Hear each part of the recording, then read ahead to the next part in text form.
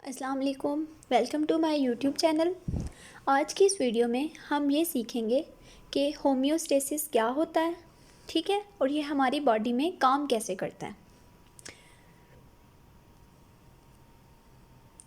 अब सबसे पहले होम्योस्टेसिस क्या होता है, इसके लिए हम थोड़ा सा बैकग्राउंड देख लेते हैं कि हर ऑर्गेनिज़म जो होता है ना, उसका एक अपना सेट पॉइंट होता है इंटरनल इन्वायरमेंट का, ठीक है। मतलब उसके इंटरनल इन्वायरमेंट में एक सेटअप के अकॉर्डिंग काम करना होता है जो कि सूटेबल होता है उसके एक्सटर्नल इन्वायरमेंट से।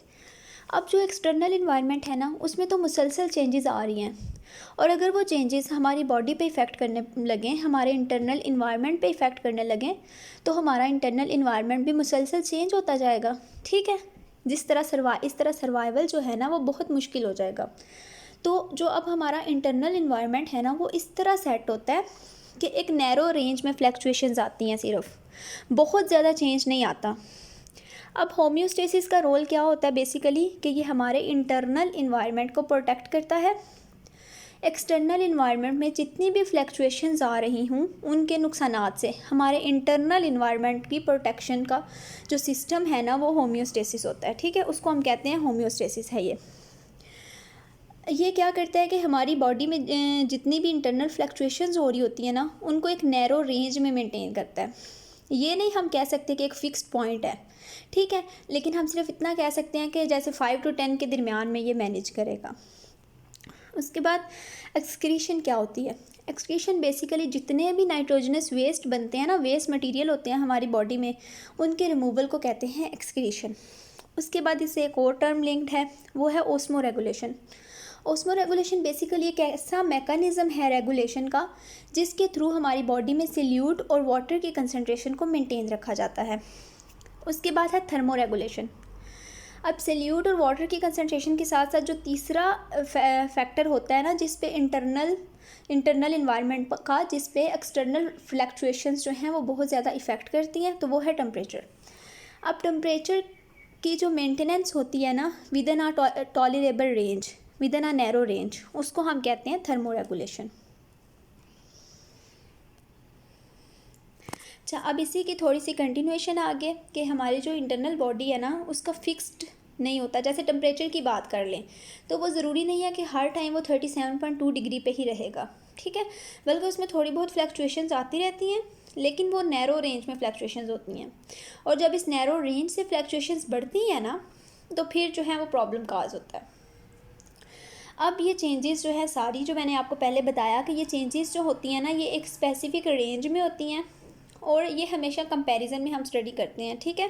इंटरनल इन्वायरमेंट की जो फ्लक्चुएशंस कम होती हैं और रेंज में होती हैं, जबकि एक्सटर्नल इन्वायरमेंट में फ्लक्चुएशंस बहुत ज़्यादा होती हैं, अक्सर मुसलसल भी होती हैं।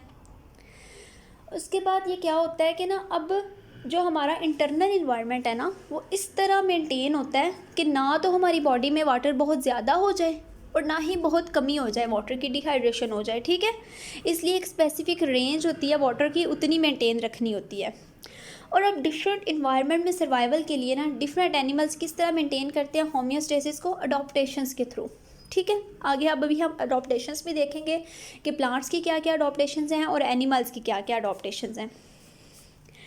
अब कंट्रोल सिस्टम ह्यूमन बॉडी में क्या है कि सेंटर में कंट्रोल सेंटर है, ठीक है, रिसेप्टर्स और इफेक्टर्स।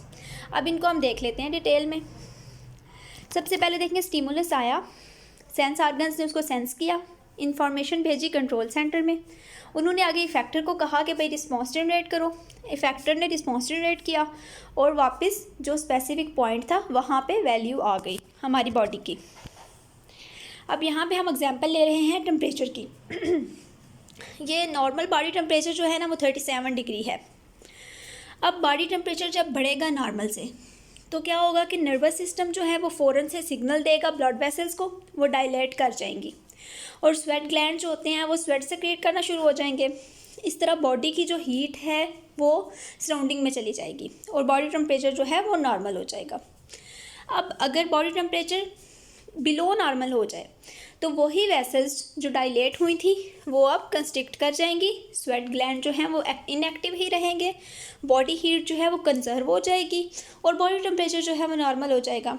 लेकिन अगर बॉडी टेम्परेचर फिर भी ड्रॉप होता रहे, तो फिर शिवरिंग स्टार्ट हो जाती है, ठीक है। और उससे भी हीट जनरेट होती है और बॉडी टेम्परेचर जो है वो नॉर्मल हो जाता है। उम्मीद है आपको समझ आ गई होगी। अगर किसी भी चीज़ की समझ नहीं आई और ये नोट्स लेने के लिए आप अपनी ईमेल आईडी कमेंट में एंटर करें, मैं आपको शेयर कर दूँगी। Thank you.